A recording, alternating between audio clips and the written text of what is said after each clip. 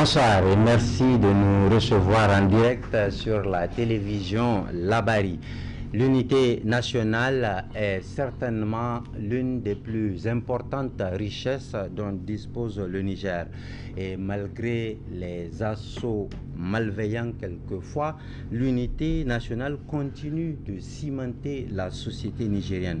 Mais à l'heure où des puissances occidentales envisagent de déstabiliser les pays de l'Alliance des États du Sahel, AES, à travers des soulèvements populaires, il est peut-être nécessaire de réfléchir sur comment sauvegarder l'unité de nos nations. Et c'est pour poser, c'est donc la question que contour votre émission Débat pose sur la table ce soir, et avec comme invité d'abord M. Hama Amadou. M. Amadou, bonsoir. Bonsoir. Vous êtes administrateur civil. Merci d'accepter d'être sur ce plateau malgré votre calendrier chargé, on le sait. C'est un plaisir pour moi. Juste sur ma gauche, nous avons aussi Ibrahim Zaini, bien connu des médias nigériens également. Monsieur Ibrahim, bonsoir. Salam alaikum. Wa alaykum assalam wa rahmatullahi wa barakatuh. Vous êtes prédicateur musulman, vous êtes aussi inspecteur de l'enseignement. C'est dire que vous faites partie de ceux qui justement travaillent ou doivent travailler en tout cas à raffermir l'unité nationale. Notre troisième invité ne nous a pas encore rejoint. Il s'agit du sociologue Issa Alou Aye, qui, nous l'espérons, va se joindre à nous pour cette émission. Alors, un premier tour de table pour tenter de mieux comprendre notre sujet du jour. Monsieur Mamadou, selon vous, qu'est-ce que l'unité nationale? Merci de votre invitation. Pour moi, l'unité nationale, ça renvoie à la cohésion et à la solidarité au sein d'une nation ou d'un pays, malgré les différences qui peuvent exister entre les gens, différences individuelles, différences religieuses ou politiques. Cela sous-entend pour moi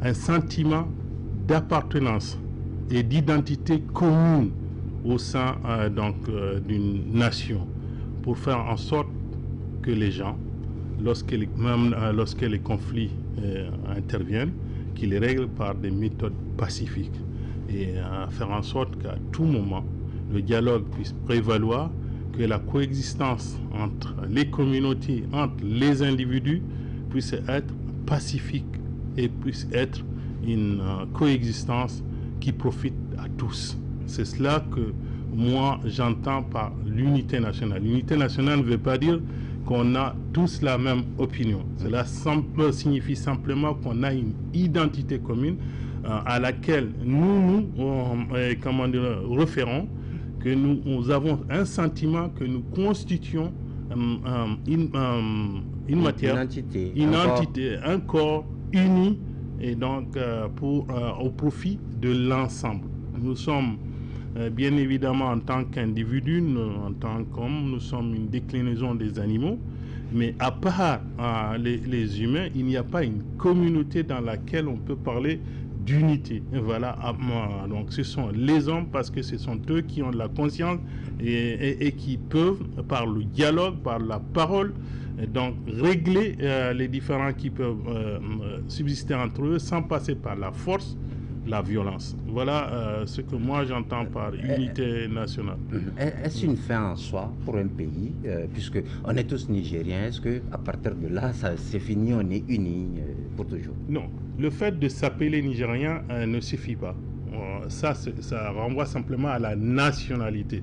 Le fait que nous venons d'un territoire qui est administré de manière, on va dire, institutionnelle, ça ne suffit pas pour avoir de l'unité nationale. Pour qu'il y ait l'unité nationale, à mon point de vue, il faudrait qu'on ait ce sentiment d'appartenance à une société qui est un bloc, une communauté, donc une communauté nationale. C'est cela qui fait l'unité nationale ou l'union nationale, à mon point de vue. Et quand est-ce qu'on peut parler d'atteinte à l'unité nationale pour le citoyen?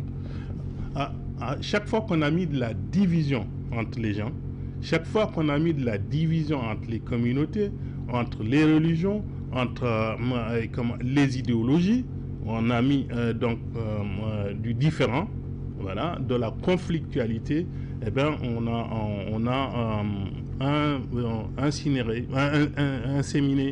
et donc pour moi, est quelque chose qui est l'exact contraire de l'unité nationale. D'accord, merci. On va revenir avec vous plus profondément sur le sujet. Alors, Oustaz Ibrahim, selon vous, qu'est-ce que l'unité nationale? Que nous dit l'islam sur la définition de l'unité nationale? Alhamdulillahi Rabbil Alamin.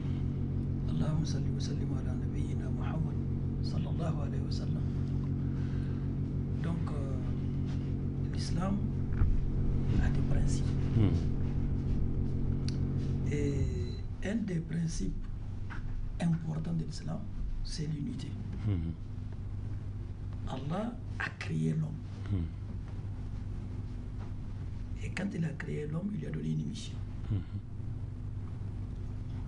Pour l'adorer. Et en islam, vous allez voir, l'adoration s'est faite en communauté, en groupe, en unité. Nous venons de sortir du mois de Ramadan. Allah nous a choisi lui-même le mois. Quand vous voyez la lune, gênée, dans l'unité. Et quand vous allez encore apercevoir 29 ou 30 jours après la lune, vous rompez. Vous devez fêter ensemble, dans l'unité. Et mais regardez la prière de Eid au Niger. C'est un seul imam qui est choisi dans la communauté, à qui tout le monde doit obéir. Quand vous priez même avant l'imam, Allah n'accepte pas votre prière. Pourquoi? Pour qu'il y ait la discipline communautaire, pour que les gens vivent ensemble. Et la prière que tu vas faire dans ta communauté, dans l'unité, est acceptée par Allah a plus de valeur que ta prière que tu vas. Même si c'est l'imam qui reste chez lui pour faire la prière, individuellement, et n'a pas autant de récompenses que celui qui va à la mosquée dans la communauté. Et comment vous priez? Vous priez vos épaules et vos pieds collés. Et quand la prière nous enseigne quoi? Nous aimer, nous accepter, nous tolérer. On ne demande pas l'ethnie pour choisir l'imam. Non, on a des critères. Celui qui connaît plus le Coran, qui a plus de savoir de l'islam, c'est lui qui choisit. On ne demande pas son ethnie. Pour dire au Niger, ni même l'âge. Il n'y a pas d'âge, il n'y a pas d'ethnie, il n'y a pas de rang social. On ne va pas demander combien de millions il a, est-ce qu'il est dans une case ou bien dans une... J'ai vu dans des services, parfois c'est le manœuvre, le plateau qui est le liman. Et les gens prient derrière lui avec respect. Et c'est le liman. Quand on vient à la mosquée, c'est lui le patron, c'est lui qui rentre devant. Donc c'est pour tout ce processus-là. La prière, le ramadan. Regardez le Hajj. Pour les musulmans du monde entier, il y a un seul jour, le jour de Arafat, où tous ceux qui doivent aller à la Mecque doivent être à la même place, en uniforme, pour qu'on ne distingue même pas le riche du pauvre, le dirigeant du dirigé, pour que les gens soient dans l'unité. Même pas, ça dépasse maintenant le cadre national, c'est le cadre universel. Ouais, on a compris. Maintenant, on est musulmans, donc on est unis. Au Niger, on dit qu'on est à 99% musulmans. Donc, c'est fini, on n'a pas de souci à se faire. Si. Au Niger, nous sommes musulmans pour la plupart culturellement, par la naissance. Regardez, les Nigériens vont à l'école. Quand tu vas au jardin d'enfants, qu'est-ce qu'on t'apprend du Coran? Qu'est-ce qu'on t'apprend de la vie du prophète? Rien. Tu vas au primaire, tu vas au collège, tu vas jusqu'à l'université, on ne te parle pas de la religion. D'accord, ça c'est la laïcité, on ne va pas, on va pas revenir là-dessus. Mais est-ce que c'est juste pour savoir si l'unité est une fin en soi ou est-ce que quelque chose qu'il faut entretenir constamment? Il faut la construire. Quand nous allons éduquer notre peuple, dans les mosquées, dans nos écoles, dans nos quartiers, dans nos villes et nos villages, quand les gens apprendront mieux la religion, nous allons être plus tolérants, plus ouverts, et nous allons mieux nous unir et nous entretenir. C'est-à-dire nous renforcer nos rangs. À Médine, le prophète vivait avec d'autres communautés. Il y avait des juifs, il y avait des musulmans, et parmi les musulmans, il y avait, on appelle la Kelem Polone, la 5e colonne. C'était les hypocrites. C'était des gens qui étaient là, mais qui ne sont pas d'accord avec l'islam. Mais il prie avec les gens dans nos pays, c'est les gens encore les plus difficiles à identifier et c'est eux qui sèment le problème de discorde à travers les réseaux sociaux aujourd'hui, à travers les discours, pour des intérêts individuels, personnels et égoïstes. Et ils sont dans toutes les communautés. D'accord. On va revenir avec ça plus largement. Mais en attendant, je propose de revivre ces moments d'unité nationale au lendemain du coup d'État du 26 juillet, où quand même on a senti une certaine ferveur citoyenne des Nigériens à défendre le bien commun, l'unique bien que nous ayons, le Niger. Si la régie est prête.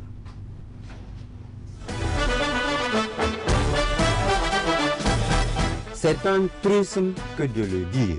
Ces dernières années, les Nigériens ont été profondément divisés à tel point que rien ne semblait pouvoir les réunir. La dernière polémique, née de l'adoption du nouvel hymne national, en est une bonne illustration. Même lorsque les autorités démocratiques sont prises à partie par les citoyens d'autres pays, les Nigériens étaient incapables de parler d'une même voix, de les défendre verbalement. Aujourd'hui, l'une des premières retombées de la prise du pouvoir par le CNSP est sans doute l'unité retrouvée entre fils et filles du Niger. Toutes les couches sociales, intellectuelles, paysans, citadins, religieux, coutumiers, commerçants, scolaires, jeunes, moins jeunes, femmes et même enfants soutiennent le renversement du régime de Mohamed Bazoum. Toutes les couches politiques, y compris les anciennes oppositions et majorités, appellent à l'unité et rejettent toute intervention militaire de la CEDEAO et de ses maîtres à penser.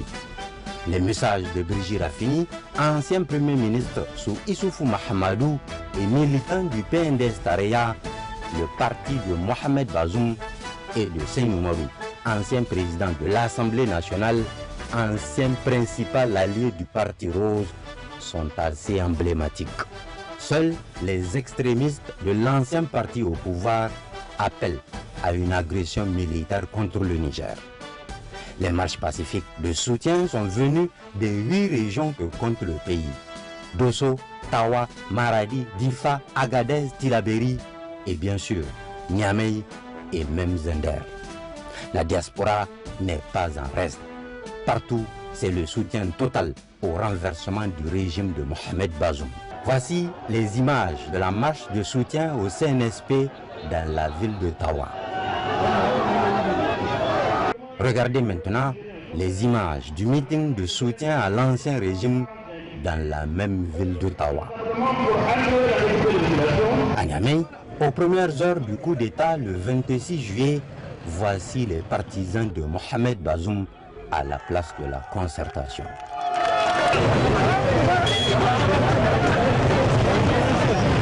Et voici ce à quoi ressemble la même place de la concertation, remplie comme un œuf par les soutiens du général Tchani et ses camarades le 3 août dernier.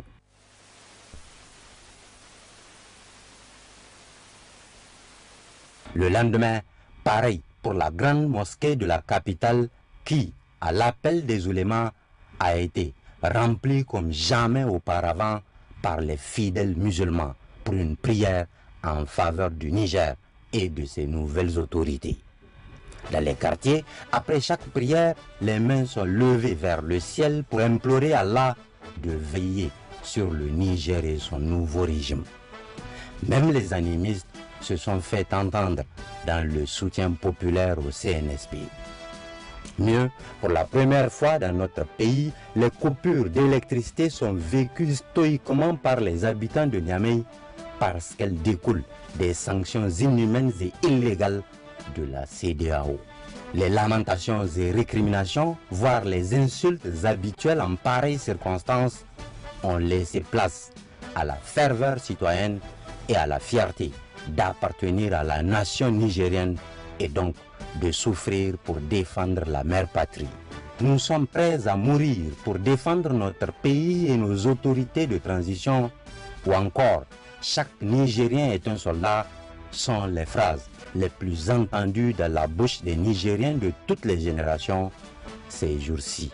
Que dire d'autre de ces brigades citoyennes de veille qui se sont créées à Niamey et qui passent la nuit sur les principaux carrefours dans le seul but de défendre le pays.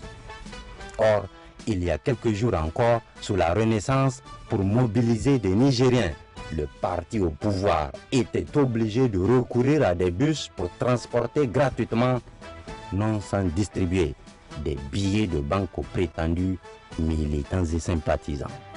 Aujourd'hui, les citoyens s'engagent volontairement pour soutenir et sont prêts à sacrifier leur vie pour défendre le CNSP, pourtant arrivé au pouvoir par un coup d'État militaire.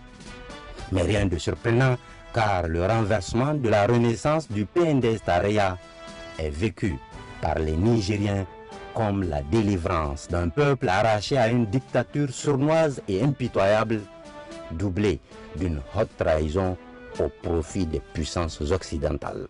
La CEDEAO devrait donc réfléchir par deux fois avant d'affronter le peuple déterminé du Niger qui n'est pas disposé à revivre la décennie de maltraitance que le PNDS-Taraya et ses alliés lui ont fait subir.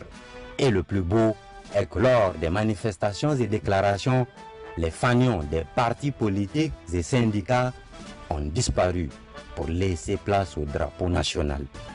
Les couleurs orange, blanc et vert qui nous unissent plus que tout. Visiblement, le régime qui nous divisait s'en est allé, autant en emporte le vent. Et, ironie du sort, peu avant sa destitution, Mohamed Bazoum avait promulgué l'hymne national qui nous demande de nous sacrifier pour l'honneur de la patrie.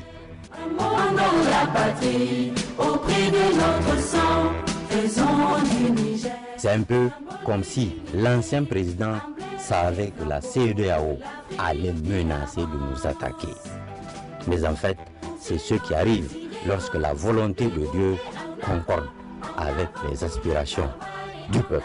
Pour le combat, nous demeurons debout, portant haut le drapeau de notre cher pays, dans le ciel d'Afrique et dans tout l'Union. Alors merci la régie de nous faire vivre ces moments de grande ferveur citoyenne qu'on a connus. Alors M. Mamadou, est-ce que ces moments ne sont pas derrière nous au regard de tout ce qui se passe, qui se dit surtout sur les réseaux sociaux et dans les différentes discussions entre Nigériens? Ces mots me semblent encore actuels. En fait, on est passé d'un sentiment d'unité à la réalité de l'unité. On a vécu pendant ces moments-là la véritable unité nationale au Niger. Parce que par le passé, c'est le moment où les Nigériens pouvaient considérer qu'ils étaient une nation, et là encore, c'était pendant les fêtes nationales. Okay. Quand il s'agissait donc du 18 décembre ou du 3 août, on avait un sentiment qu'on était du même pays sans être forcément d'une même communauté. À partir du 26 juillet, surtout à partir du 30 juillet 2023, avec les sanctions de la CEDEAO, des sanctions et des menaces qui étaient proférées contre le Niger, eh bien, on a trouvé une nation qui a fait corps avec ses dirigeants, mais surtout avec un idéal. Cet idéal d'appartenance à quelque chose qui est suprême par rapport aux communautés, on va dire, et par rapport aux individus. Voilà, politiques, religieuses. Donc par rapport aux individus, on a eu maintenant la preuve par l'exemple qu'il y a un corps qui est constitué qui s'appelle la nation du Niger, à laquelle chacun s'identifie dans ses besoins, donc dans ses attentes, mais aussi dans ce qu'il est capable de produire comme soutien et donc à l'immunité de ce corps-là, donc à sa protection et tout ce qui s'en fait. Mais est-ce que ce n'est pas en train de... Allez-y. Cela, je vous ai dit déjà en introduction que ce n'est pas le fait que certains élèvent la voix et disent leurs différences qui constitue une atteinte à l'unité nationale. Ce qui constituerait une atteinte à l'unité nationale, pour moi, c'est la violence. lorsqu'on inocule de la violence, lorsqu'on inocule de la conflictualité, alors on a attenté à l'unité nationale. Mais le fait d'avoir des différences d'approche, d'avoir des différences d'opinion, ne suffit pas pour dire qu'on a attenté à l'unité nationale, à mon point de vue. Et jusqu'ici, quand vous entendez les Nigériens, ils ont toutes les mêmes attentes, les mêmes priorités. Les priorités de justice sociale, des priorités d'un développement économique et social, mais avec du progrès partagé pour tout le monde. C'est cela qui nous unit. C'est ce sentiment-là que le changement qui est advenu le 26 juillet 2023 donne une occasion, une perspective à chacun des citoyens du Niger de se réaliser, de se projeter en commun et en individu vers un futur qui soit bien meilleur à celui que nous avons connu, avec des clivages donc inutiles, une vision inutile. Même ça, Mamadou, on l'a vu, hein, la mobilisation dans l'élément qui vient de passer et contraste assez bien avec ce qu'on a vu avant-hier pour l'appel au départ des forces militaires américaines. Est-ce que, quand même, on ne peut pas parler d'effritement de cette unité? Les deux temps ne sont pas les mêmes. Il y a le temps de la menace et puis il y a le temps, on va dire, de la quasi-paix. Donc, ce qui s'est passé dernièrement, s'est passé dans un environnement qui était plutôt calme. Or, si vous vous souvenez, il n'y avait pas un Nigérien qui n'avait pas peur, à un moment donné, qu'il y ait une attaque contre les forces de défense ou de sécurité, ou même contre le pays en entier. Et donc, les gens étaient dans cette crainte. Et donc, comme ils étaient sous la menace et qu'ils s'identifiaient tous dans cette communauté, chacun et donc on s'est levé naturellement pour défendre ce que nous avions en commun, cette unité nationale, mais ce pays aussi avec ses ressources, avec ses difficultés, avec tout ce qu'il y a comme république. Donc, ce qui s'est passé dernièrement, c'est un point de vue personnel, ça s'est passé dans un autre contexte. Il s'agit simplement de forces étrangères, une des forces étrangères qui était présente depuis longtemps, une partie donc des gens s'est levé spontanément pour dire sa réprobation de voir ces forces-là présentes sur le territoire, après déjà que le gouvernement ait fait l'annonce que ces forces n'étaient plus les bienvenues sur le territoire du Niger. Donc ça peut se justifier. Je peux vous garantir que s'il y avait l'animosité, une hostilité menaçante de ces forces-là contre le Niger, je suis pratiquement certain que la mobilisation eût été la même chose que celle que nous avions vécue aux premières heures post-événement du 26 juillet. Merci. C'est un point de vue personnel. Merci, merci, c'est bien noté. Alors, Oustaz, j'ai vu, vous avez été marqué par les ferveurs qu'on a vécues au lendemain du 26 juillet. Est-ce qu'il n'y a pas lieu de s'inquiéter qu'aujourd'hui, cette ferveur est en train de tomber? Il n'y a pas d'inquiétude. Nous sommes un grand peuple. Le Niger existe dans son histoire pendant des siècles, avant de l'arrivée des Blancs. Les Nigériens vivaient organisés avec la chefferie traditionnelle, avec les cadis qui sont les imams, avec leur structure éducative et tout. Les Français sont venus même nous aliéner. Et pire, les produits qu'ils nous ont laissés après la colonisation, c'est eux qui ont continué à aliéner ce peuple. Vous savez, une des premières leçons à retenir, après le 26 juillet, le CNSP avait invité les imams. Et ils ont demandé aux imams de jouer leur rôle en tant que leader religieux dans la société. Et nous sommes retournés dans nos mosquées, et c'est ce que vous avez montré. Et nous avons donné le mot d'ordre dans toutes les mosquées. Quand il y a une sortie pour aller à l'escadrille, nous faisons les communiqués dans la mosquée pour dire aux musulmans, ça fait partie de votre foi d'aimer et de défendre votre pays. Si le CNSP nous avait demandé des jeunes qui allaient restés tout le temps devant l'escadrille, parce que les Français, en plus de ce qu'ils nous ont fait pendant plus de 100 ans, ou bien de plus de 400 ans, ils nous ont continué, chaque fois quand le président sort, c'est pour nous insulter, c'est pour nous unir. Les Nigériens sont fiers. Ils sont fiers de leur culture, ils sont fiers de leur pays, malheureusement, nous avons eu des épreuves dans la gouvernance. Des gens qui, au lieu de nous construire je ne sais pas, des terres irriguées pour qu'on lutte contre la faim, au lieu de nous aider, on nous parle de nos familles, on ne doit pas se coucher avec nos femmes, on ne doit pas faire des enfants. Bon, c'est une humiliation. Quand ça vient de nous, le problème des Nigériens, ce n'est pas combien de femmes vous allez faire, combien de enfants vous allez faire. Quand vous parlez comme ça, vous parlez comme le colon qui est en train de nous humilier. Donc, il y a aujourd'hui, moi je pense, si demain, un autre pays, parce qu'on avait en ce moment-là des défis. La CEDEAO était prête à nous envahir. Il faut que les oulémas disent au peuple, soyez debout. Et les Nigériens n'ont pas la culture, je parle des chefs religieux, de demander aux gens d'aller marcher. Mais nous avons pris le risque de dire aux gens, s'il s'agit de votre patrie, de votre pays, parce que quand ces gens-là vont rentrer, vous n'avez même pas le temps de prier. Il n'y aura pas de mosquée. Vous n'allez pas, vos femmes et vos enfants, regardez ce qui se passe là. Voilà. Donc moi je pense que... Vous parlez des Occidentaux. Aujourd'hui, de plus en plus sur les médias occidentaux, on parle de la nécessité de soulèvement populaire dans les pays de l'AES, je veux dire le Niger, le Burkina Faso et le Mali. Est-ce que il n'y a pas lieu de s'inquiéter Vous savez, les Occidentaux, ils savent qu'ils ont encore des répondants dans nos pays. Ils ont leurs produits. Il y a des gens qui sont financés. Il y a des gens qui leur intérêt, c'est l'intérêt d'abord des Occidentaux avant leur pays. Ces gens-là, ce sont eux les répondants.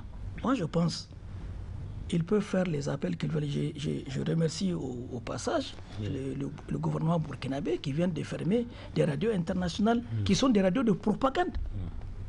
Aujourd'hui, voir une femme journaliste ou bien un homme journaliste nigérien qui fait une radio internationale qui se met à dénigrer son pays, à mentir, je ne sais pas si ça c'est responsable. Donc moi, ce que je peux vous dire, ce peuple ne sera pas un peuple vaincu, Inch'Allah. C'est un peuple qui est debout, c'est un peuple qui croit en Dieu. Nous avons la foi, nous avons la conviction, parce que qu'est-ce que le professeur Sam nous a dit? C'est lui qui meurt, qui perd sa vie en défendant ses biens. Il est martyr, shahid. C'est-à-dire, il est parmi les gens que Dieu va récompenser. Il ne va même pas être interrogé le jour du jugement dernier, il va directement au paradis. C'est lui qui défend sa famille, son honneur. C'est lui qui défend... Il y a jusqu'à 4 ou 5 critères que le professeur nous a dit. Tout celui qui meurt en défendant ses biens, sa famille, son honneur et son pays. Pourquoi on fait le djihad? Quand vous êtes envahi par un pays étranger, surtout non musulmans qui vient chez vous, pour vous empêcher d'être libre, d'être des adorateurs de Dieu, on vous impose en islam de vous lever pour vous battre pour votre liberté, pour votre indépendance, pour votre autonomie.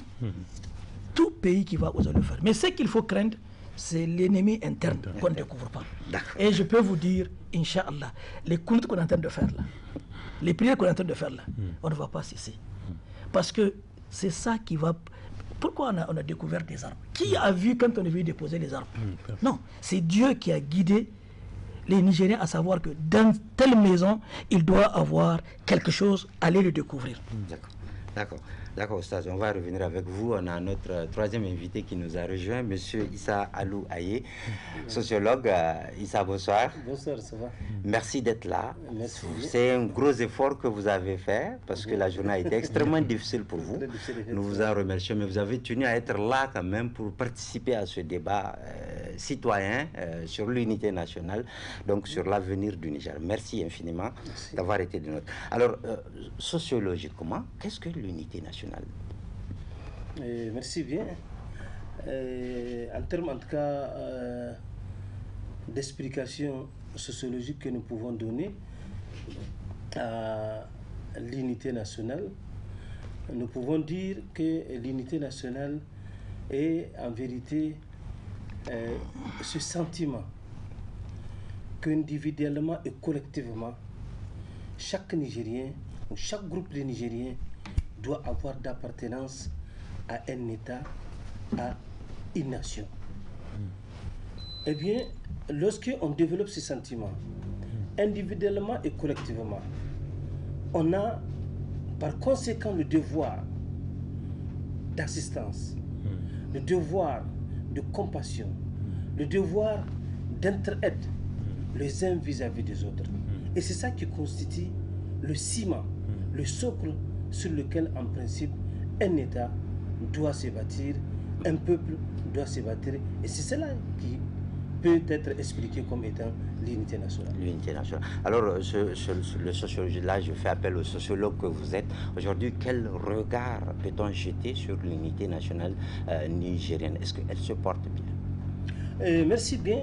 Je pense qu'il y a un certain nombre d'événements récents, en tout cas, qui se sont passés et qui ont démontré l'extraordinaire capacité des Nigériens à être unis. Sincèrement, j'ai l'habitude de le dire, c'est peut-être la première fois que dans l'histoire du Niger, au-delà des clivages, au-delà des particularités, que les Nigériens se sont retrouvés derrière un élément qui constitue un dénominateur commun. C'était la volonté de se libérer du joug de l'impérialisme, de se libérer véritablement d'un passé qui a très longtemps meurtri les Nigériens, individuellement tout comme collectivement. Toute notre histoire a été jalonnée par cette même mise de l'Occident et particulièrement de la France sur nous. Et voici un beau jour que les Nigériens soient à mesure de dire non, de rompre le cordon ombilical qui nous lie avec eux. C'était extraordinaire. Ensuite, je pense que le deuxième élément qui a été fédérateur, c'est l'hymne national.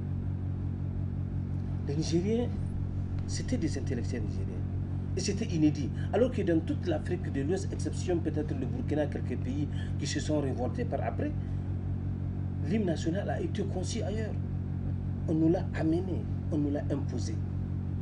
Mais il y a eu un moment où des Nigériens ont décidé de réfléchir, de penser les vers qui peuvent être véritablement puisés de notre culture, de notre réalité socio-culturelle. Mais la vérité aussi, c'est que l'hymne national a été très critiqué au moment. Oui, ça a été critiqué parce que le contexte n'était pas favorable. Le contexte dans lequel ces intellectuels ont réfléchi était un contexte politique, où les gens ont pensé que c'était juste une manière politique d'amener les gens à peut-être aimer ou à adhérer à un parti politique, à une vision politique. Alors que ces intellectuels, il a fallu juste quelques mois pour que les gens puissent comprendre qu'en vérité, ils ont été prévisionnels. Ils ont réfléchi en amont sur une situation qui est arrivée. Ils ont anticipé. Ils ont anticipé. Et pour dire que c'est véritablement un travail intellectuel. Ce n'était pas un travail politique, même si ça a été parrainé par un homme politique, mais ce n'était pas un travail politique, mais c'était beaucoup plus un travail intellectuel. Et la preuve aujourd'hui, si vous écoutez les vers là, vous allez vous sentir véritablement très fier d'être nigérien. Donc c'est cela qui constitue, ces deux éléments, je pense, constituent le socle de cette unité nationale que nous avons trouvée et qui, en tout cas, je pense, de toute l'histoire du Niger, on n'a jamais eu de moment aussi à l'unisson de voir les Nigériens derrière quelque chose. Mais est-ce que cela n'est pas en train de s'effriter aujourd'hui? Oui. 9 mois après le 26 juillet. Je dirais plus ou moins. Plus ou moins du fait d'un certain nombre des interrogations, du fait d'un certain nombre de préjugés, du fait d'un certain nombre de rumeurs. Parce que vous savez, la gestion d'un État, d'un groupe, il faut toujours de la communication. Il faut toujours communiquer sur les choses. Il faut être clair au maximum qu'on le peut. Lorsque le citoyen pensera quelque part qu'il a été grigé, qu'il est mal informé, qu'il n'a pas été mis dans le bain, eh bien, il va développer un certain nombre de réticences. Parce qu'il va s'interroger pour comprendre pourquoi. Donc, je pense que ces petits éléments-là peuvent, si on ne prend pas garde, effriter évidemment l'élan. Mais, je dis bien, jusqu'à preuve du contraire, cet élan, il est encore vivace. Il est encore en nous de croire que le Nigérien ou le Niger peut se développer autrement. Au-delà, en tournant le dos à l'Occident, par exemple, en tournant le dos à l'Occident, aux forces étrangères. Maintenant, c'est la preuve, c'est aux Nigériens ou au Conseil national pour la sauvegarde de la patrie. Oui, c'est à nous aujourd'hui de faire la preuve indéniable que nous pouvons réussir à sécuriser notre pays sans l'Occident, que nous pouvons réussir à partager le bien de l'État sans l'Occident, que nous pouvons gérer autrement. Justement, cet Occident dit qu'il faut des soulèvements populaires pour changer les régimes dans les pays de l'AES, le Niger, le Burkina Faso et le Mali. Est-ce que il n'y a pas à craindre justement que cette unité nationale dont nous sommes si fiers soit mise à mal par des pratiques? Mais vous savez, Héros, il est évident que ces gens-là ne vont pas nous laisser. Ah oui. Vous ne pouvez pas imaginer le Niger qui tourne le dos à la France, l'uranium du Niger ou le territoire du Niger jusqu'à une date récente, dans l'esprit de l'homme français, mais c'est pour lui, ça lui appartient. Et qu'un bon matin, on dit non, ça ne vous appartient pas, ça nous appartient et que vous pouvez dégager.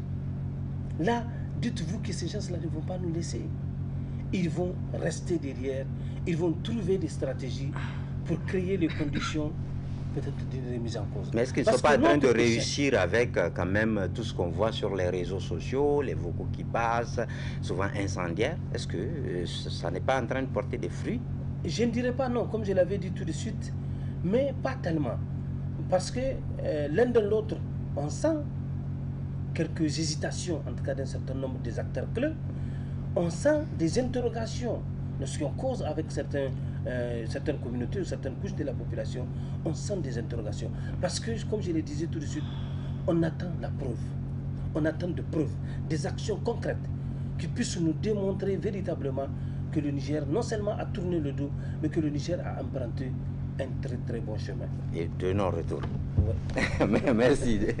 Merci M. Alou. Je rappelle que vous êtes sociologue. Alors M. Amamadou, les Occidentaux ont promis de déstabiliser les pays de l'AES et maintenant on commence à voir en tout cas sur les médias des gens dire que soit il faut revenir avec leurs armées pour prendre possession des territoires sahéliens ou alors il faut les déstabiliser de l'intérieur. Est-ce qu'il n'y a pas à craindre des attaques contre l'unité nationale si ça n'a pas déjà commencé? C'est le contraire qui m'étonnerait. Voilà.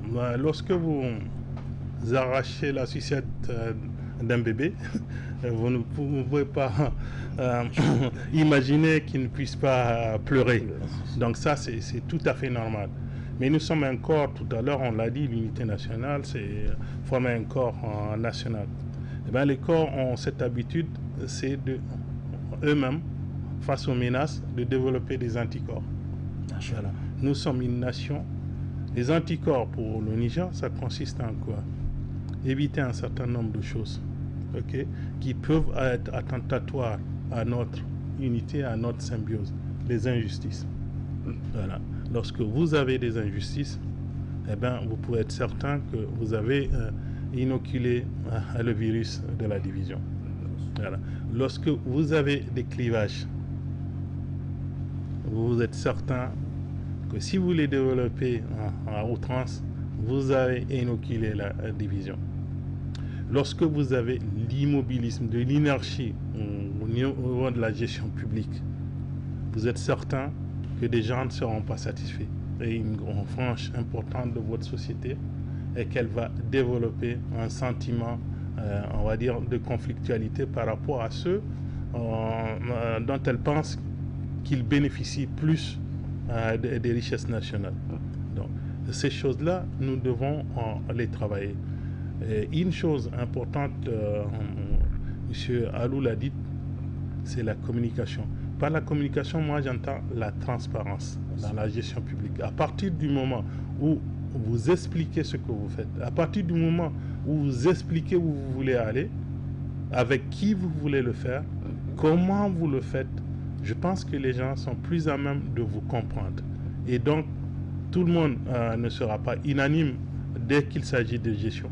Il n'y a aucun gestionnaire dont la gestion ait été unanimement saluée par toute la société, que ce soit au Niger ou en Corée du Nord. Il y a toujours des interrogations. Dès que vous gérez, il y a une question d'opinion qui viendra. Et l'opinion, à partir du moment où vous avez deux individus, vous avez des chances d'avoir deux opinions différentes. Et donc, il nous faut travailler sur ça. Il nous faut travailler sur tous les défis que nous avions. Les défis, ce sont les défis sécuritaires. Les défis, ce sont les défis de la pauvreté. Ce sont les défis du chômage de masse. Ce sont les défis de l'endettement. Ce sont les défis du partage. Comment on fait pour redistribuer la richesse nationale entre tous les citoyens de manière équitable. Je ne dis pas égale, mais de manière équitable. Là où l'égalité interviendra, parce que l'absence d'égalité est une des injustices sur lesquelles il faut qu'on travaille, ce sont les inégalités on va dire, d'origine. Que ce soit l'origine ethnique, que ce soit l'origine sociale, que ce soit l'origine politique. Lorsqu'il y a trop d'inégalités, eh bien, ça crée de la division dans la société. Donc, il faut qu'on travaille sur l'égalité des chances. Je dis bien l'égalité des chances. Il y en a qui vous disent les citoyens doivent être égaux, ceci, cela. Je ne suis pas juriste, je ne suis pas sociologue, voilà. Mais moi, je parle d'égalité de chances. À partir du moment où chacun a la chance, voilà, en tant qu'il travaille, donc selon son mérite, selon son talent naturel ou pas, eh ben, si les gens ont cette égalité de chance, ils sont à mesure d'accepter que certains soient au-dessus, que d'autres aient plus de revenus et que d'autres en aient moins. Ils sont capables de l'accepter, qu'ils soient nigériens ou pas. Et je pense que les Nigériens l'accepteraient encore plus parce que ce sont des gens qui sont imbus de justice depuis très longtemps. Ça nous vient probablement de nos origines culturelles africaines, mais ça nous vient aussi de notre religion, particulièrement la religion majoritaire, très majoritaire au Niger, l'islam, qui prône donc la solidarité entre les membres de la Oumma. Et donc, tout cela fait que, à mon point de vue, si nous voulons bien faire, nous voulons avoir les remparts et les anticorps pour lutter contre toute menace, et cette menace-là d'occidentaux ou d'autres pays, je ne sais pas, des amis d'aujourd'hui et des amis de demain, parce que c'est comme cela que ça se passe.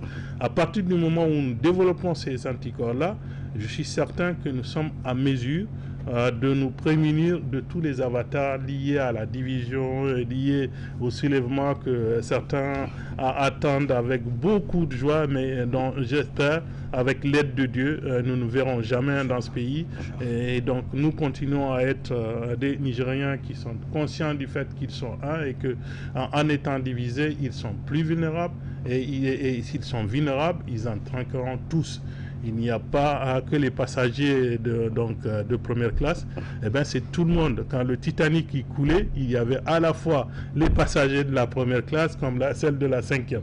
Et donc, c'est la même chose. Si ça coule ici, ça coulera davantage avec même des gens qui ne peuvent pas l'imaginer, parce que avant de venir dans ce débat, j'ai essayé de regarder quelques statistiques des conflits dans le monde, et je me suis rendu compte que s'il y avait en statistique à moins dans les conflits mondiaux modernes, 90% des victimes étaient des victimes civiles.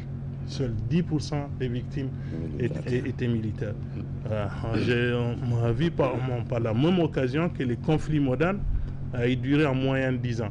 Donc, est-ce que nous avons besoin d'entrer dans un schéma où pendant 10 ans, nous perdrions 90% de nos civils, 10% de nos militaires pour des bêtises? Parce que j'appelle ça des bêtises lorsque nous nous donnons le luxe de nous diviser en étant un pays économiquement pour l'instant assez limité, en tout cas aux ressources à partager très limitées, même si le potentiel est très largement supérieur aux ressources qui sont disponibles à l'heure actuelle. Donc moi je pense que ce serait un gros luxe pour nous que certains de nos compatriotes, en dépit de leurs intérêts individuels, puissent aller dans un schéma où ils adoptent la position d'État qui, eux, travaillent pour le bien de leurs concitoyens, parce que ces gens travaillent pour le bien de leurs concitoyens. Ils ne travaillent pas pour le bien d'un autre État, ils travaillent pour l'intérêt de leurs concitoyens. Il n'y a pas de raison à ce que nous, Nigériens, nous ne puissions pas soutenir notre pays, et que nous ne puissions pas faire en sorte que nous travaillions au bonheur de notre société, parce que je ne pense pas qu'il y ait une réputation pour les dirigeants du pays et une réputation pour les citoyens lorsque vous dépassez la frontière. c'est la même chose. Si ça ne va pas en haut, ça ne va pas en bas. Et nous n'avons pas intérêt à ce que ça n'aille ni en haut ni en bas. Voilà. Vous avez beaucoup parlé de justice. Quel lien peut-on faire entre la justice et l'unité nationale? Parce que c'est la justice qui permet d'abord, de sanctionner ceux qui font des fautes et de sanctionner positivement ceux qui font des choses bien. Voilà, donc de récompenser ceux qui font des choses bien. C'est la justice qui permet également, après avoir donc rétabli la sanction pour ceux qui ont fait les torts et puis après avoir récompensé ceux qui ont bien fait, c'est elle qui permet d'avoir un idéal pour tout le monde. De dire, ok, j'ai une égalité de chance avec l'autre à partir du moment où je travaille autant que lui, ou j'ai le même talent que lui.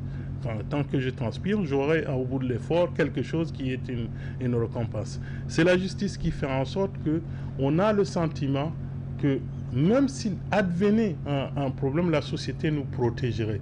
Parce que la justice sociale, c'est la justice pour la société. Ce n'est pas le justicier dans la mémoire commune. Parce que trop souvent, on confond la justice et le justicier. Moi, je ne parle pas du justicier, je parle de la justice. Donc, faire en sorte que dans un pays, les gens aient des règles auxquelles ils s'identifient, ils aient des valeurs auxquelles ils s'identifient, ils aient des principes auxquels ils obéissent, ils aient des droits auxquels ils sont attachés et attachés à les défendre, mais qu'ils aient également quelque chose qui soit, comment dirais-je, je veux dire, quelque chose qu'ils protègent eux-mêmes pour le bien de l'ensemble, mais le bien aussi de l'individu. Parce que si l'ensemble n'est pas protégé, il y a peu de chances que l'individu le soit, puisque l'individu n'a pas suffisamment de ressources, de facultés pour pouvoir se défendre dans la condition où il s'unit à d'autres pour pouvoir le faire. D'accord. Merci, M. Ahmadou. Alors, Oustaz Ibrahim, comment sauvegarder cette unité nationale si cruciale pour le progrès, le développement et même la survie de notre pays?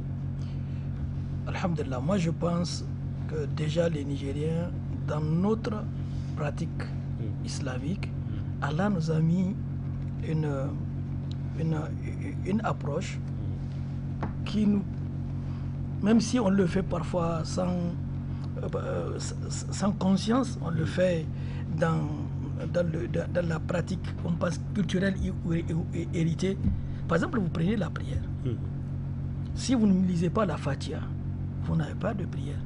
Et la Fatiha se lit 17 fois par musulman et par jour. Il y a 17 rakats quand vous prenez les nombres de rakats dans les 5 prières. Et vous êtes obligé de lire de la Fatiha. Iyyaka na'budu wa iyyaka nasta'in. C'est Allah qui nous a donné cette invocation et cette affirmation pour dire, oh Allah, c'est toi seul que nous adorons. C'est l'unité. Nous qui? Nous les Nigériens, quelle que soit l'ethnie, quelle que soit la classe sociale, c'est nous les Nigériens. Et c'est auprès de toi seul que nous cherchons le secours. Donc à chaque prière, on fait cette prière à Allah. Allah, nous vous adorons ensemble.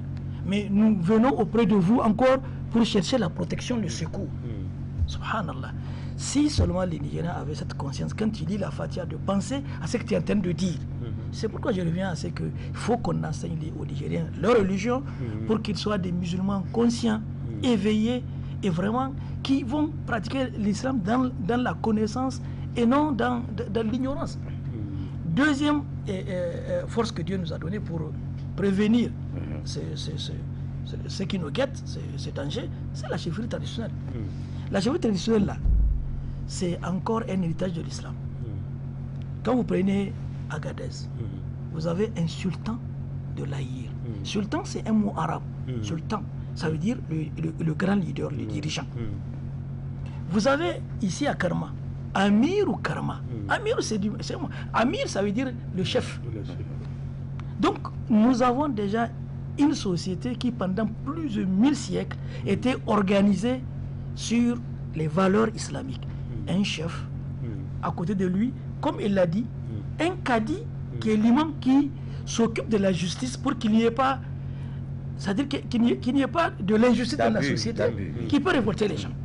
Et aujourd'hui, nous avons la preuve. Dans cette lutte, dans cette mobilisation populaire, les chefs étaient à l'avant-garde. Chaque jour, c'est eux qui mobilisent le peuple à la mosquée. On lit le Coran. Et c'est une façon de rappeler à la communauté les responsabilités vis-à-vis de leur pays. Parce que quand les oulémas ont dit au peuple, maintenant vous pouvez même aller à l'escadrille, même les femmes doivent aller à l'escadrille, on l'a fait pourquoi? Pas pour soutenir d'abord les personnes, mais c'est pour défendre notre pays. Parce qu'il faut que le Niger existe pour que le reste arrive. Donc, ce que moi je veux dire pour conclure, ce qui nous est arrivé, c'est un bien. C'est même un bienfait. Il a fallu l'embargo pour qu'on se rende compte qu'on a 18 000 hectares de terres irriguées, cultivables, sur un potentiel de 11 millions. Si on nous ferme la frontière, on ne peut pas manger du riz. Alors, c'est maintenant que nous savons qu'avec l'uranium, l'argent de l'uranium, Kountia a fait 15 000 ou 14 000 hectares. Tanja, on nous a dit, il a fait 4 000 hectares. C'est les deux seuls présidents du Niger. Mais combien d'hectares on a fait avec l'argent du pétrole? Combien d'hectares on a fait? On a eu 12 ans de pétrole au Niger. Où est le nombre d'hectares qu'on a eu à faire? C'est ça que nous voulons, que les dirigeants actuels, qu'il n'y ait plus de Nigériens, même si demain il y a embargo, que les Nigériens, et même s'il y a la paix, que les Nigériens n'aillent pas chercher du riz dehors, parce que nous pouvons le cultiver suffisamment chez nous. Ça fait partie encore de la prévention des conflits. Quand il y a la famine, quand il y a la pauvreté et il y a l'ignorance, les gens qui veulent faire du mal là, parce qu'on ne va pas finir, dans tous les pays ça existe, mais les gens vont s'appuyer sur ces leviers pour diviser et pour soulever les uns contre les autres. Il faut prévenir l'ignorance, il faut remédier à la famine. Le Niger a les moyens en 3 ans, 5 ans, si nous sommes ensemble soudés, chacun prend sa responsabilité. Aujourd'hui, les gens qui sont en train de mendier, ils vont nous dire qu'on a fait embargo, ils ont faim. D'accord. Mais qu'on a chez eux, qu'on a à Tilaberi, il y a le barrage, on fasse des hectares de terre irriguée. On va à Dosso, ailleurs, et on dit aux mendiants maintenant, chez vous, vous avez des terres pour cultiver. Il faut commencer par ça. On donne d'abord la possibilité de ne pas aller dans la famille, dans la mendicité. On va remédier à ça. Donc, pour conclure, je vous dis, le Niger a ses ressources internes propres de prévention, de conflits, de division. Et il faut les prendre en compte. Et Inch'Allah, les gens qui sont décidés à nous diviser, ils vont échouer. D'accord. Merci. Voilà qui rassure. Alors, M. Alou Aye, avant de prendre vos propositions, j'ai envie de vous demander l'utilité de l'unité nationale pour une société. Merci bien. L'utilité de l'unité nationale pour une société, en fait, vous savez, une société n'existe que lorsqu'elle est homogène. Homogène, pas dans le sens strict du terme, où il n'y aura pas de clivage ou de particularité. Mais la valeur d'une société, c'est lorsqu'on mettra en avant un intérêt global au détriment des intérêts spécifiques et particuliers. C'est ça qui justifie l'unité. C'est ça qui justifie l'action où chacun, la main dans la main, peut se développer, peut partir vers cet intérêt national-là ou global. Lorsqu'une société n'a pas cette vision d'un intérêt global, ce que sur tôt ou tard, elle va finir par s'effriter, elle va finir par se disloquer, parce qu'il n'y a pas un élément fédérateur. Or, l'unité nationale suppose avoir une orientation d'ensemble commune, une vision commune, un intérêt ou un élément fédérateur. On l'a aujourd'hui au Niger. On l'a, je pense bien. On l'a et je suis convaincu que les Nigériens ont retrouvé le repère. Maintenant, comment faire pour sauvegarder cet élément-là? Comment faire pour sauvegarder cette unité nationale? On attend vos solutions, vous, le sociologue. Je pense que la première des choses, M. Ahmad l'avait dit, c'est comment faire pour que nous puissions avoir cette justice sociale. C'est un élément indispensable.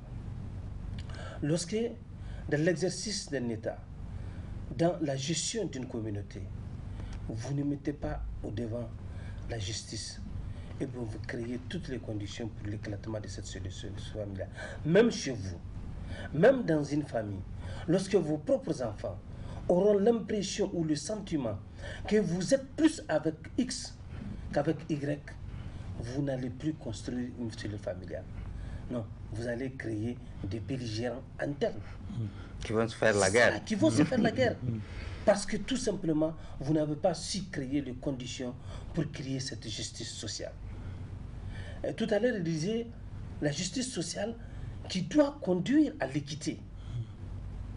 Le sentiment que je suis convaincu que lorsque je donne le meilleur de moi-même, je peux décrocher par exemple un bac, eh bien je le donne et que je ne décroche pas mon bac, ça fait une frustration.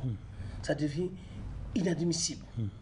Et là, on développe des antivaleurs. Et quand on voit qu'on travaille très dur, on n'arrive même pas à gagner à manger, d'autres qui ne font rien ont des millions, des milliards. Donc c'est logique qu'en ce moment-là, nous ne sommes plus dans une logique de l'unité nationale. Nous ne sommes plus dans une logique où l'intérêt global est mis en avant. Parce que nous savons que juste ce qui préoccupe les gens, c'est leur intérêt individuel et égoïste. J'ai l'habitude de le dire.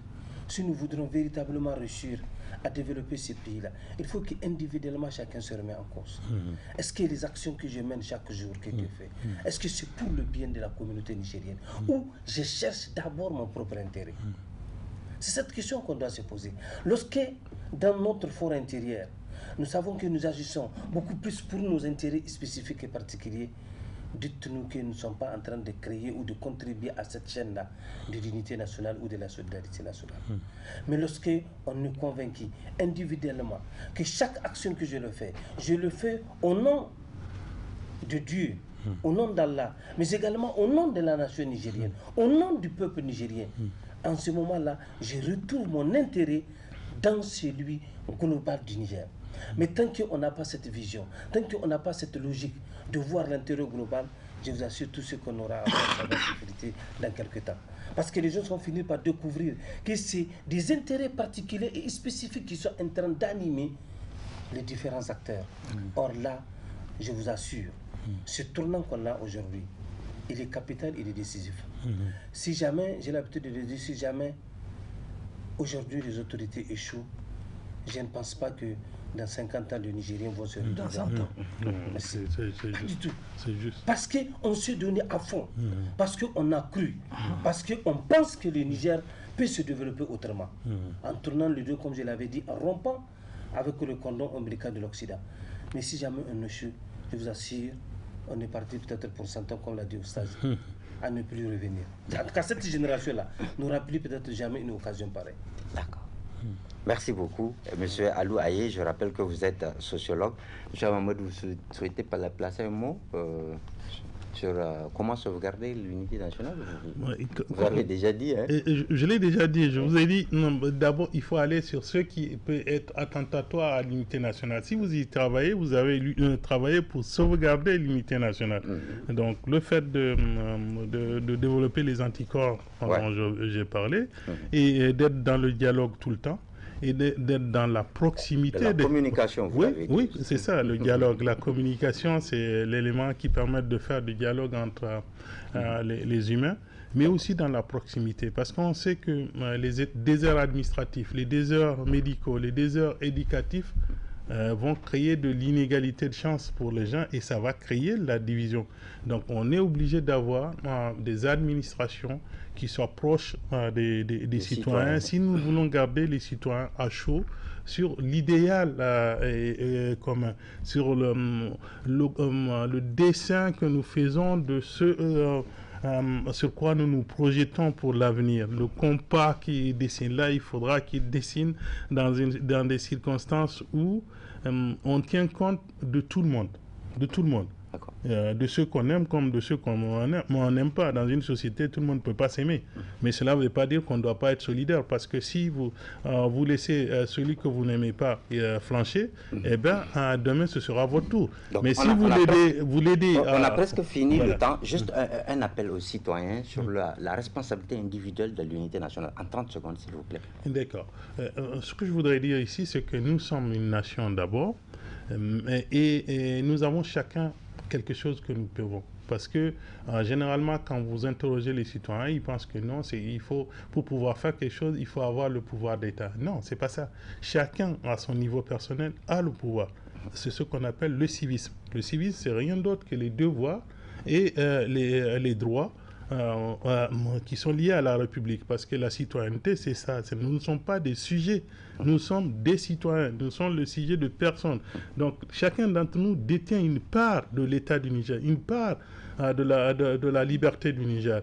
Et donc, nous devons faire en sorte, en tant que citoyens, de faire en sorte que cette part-là, nous puissions, si nous ne pouvons pas la polir et la valoriser, que nous puissions la garder au moins au niveau où l'État nous l'a offert.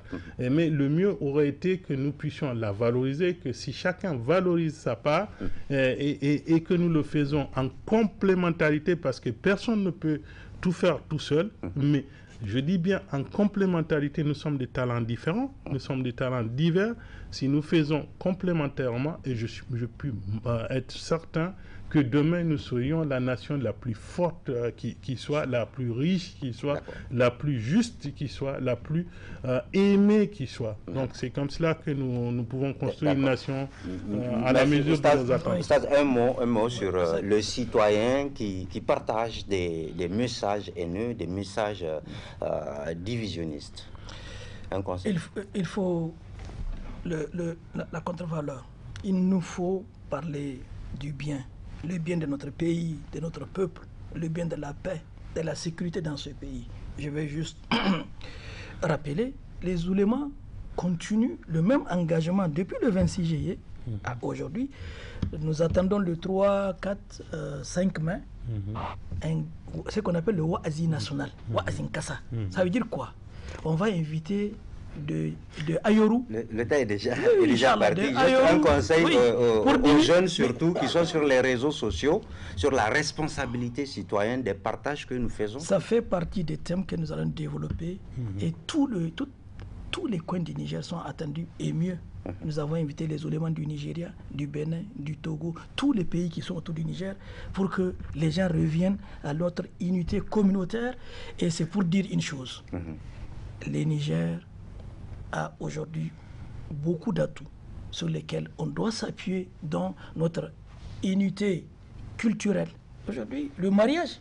Dans chaque famille où vous rentrez, vous allez toutes les ethnies. On va aller rapidement au stade.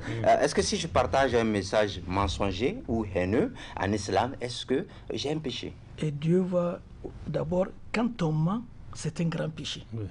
Quand on diffuse un message qui va faire du mal à la communauté, Allah vous tiendra responsable. C'est lui qui l'a initié. Tous ceux qui vont lire, il va porter le fardeau. C'est lui qui a envoyé à toute autre personne qu'il va partager, il va répondre et si même les oulémas connaissent la personne, il faut que les imams aillent faire ce qu'on appelle la nasiha. Le bon conseil aux jeunes pour dire ce que tu es en train de faire, Allah n'aime pas ça et tu vas faire du mal et du tort à ta société. Merci Oustaz Ibrahim. Alors pour terminer rapidement en 30 secondes, M. Alou, un conseil aux jeunes qui font les partages sur les réseaux sociaux. Merci bien. Le conseil que j'ai à donner en tout cas à la jeunesse qui est dans les réseaux sociaux et qui utilise de manière malsaine les réseaux sociaux, je dirais qu'il faudrait que chacun puisse comprendre que ce n'est pas parce qu'on est jeune qu'on n'a pas une certaine responsabilité dans la gestion de la quiétude et de la cohésion sociale. Tous tant que nous sommes acteurs, actifs ou non, eh bien nous avons notre part de responsabilité. Et notre part de responsabilité voudrait faire en sorte que nous puissions garder la cohésion là qui unit le peuple nigérien. Par conséquent, lorsque vous avez un message à diffuser, lorsque vous avez une information à donner, il faudrait d'abord mesurer l'impact négatif que ça peut avoir sur la communauté. Lorsque vous comprendrez l'impact, il faut sursoir. Lorsque c'est positif, on diffuse. Ailleurs, je vous assure, vous n'entendrez jamais du mal d'un proche parent, des autorités. C'est seulement au Niger qu'on est tellement négatif au point où on discrédite, on aime discréditer. Merci beaucoup. Monsieur Issa Alou Aye, vous êtes sociologue. On était également avec Monsieur Oustaz Ibrahim Seni, qui est prédicateur, et avec Monsieur Hama Amadou, qui est administrateur civil. En tout cas, moi personnellement, je retiens une chose, ma responsabilité est engagée dans la paix, l'unité nationale du Niger. Et avant de me demander ce que font les autorités pour préserver cette unité, je me demande ce que moi-même je fais pour préserver cette unité en me défendant, en me refusant de véhiculer des messages mensongers, mais surtout des messages haineux qui portent atteinte à notre unité. C'est la fin de ce numéro de Contour sur la télévision Labari. Restez avec nous. Tout à l'heure, c'est la rediffusion du 19h45. À très bientôt, Inch'Allah.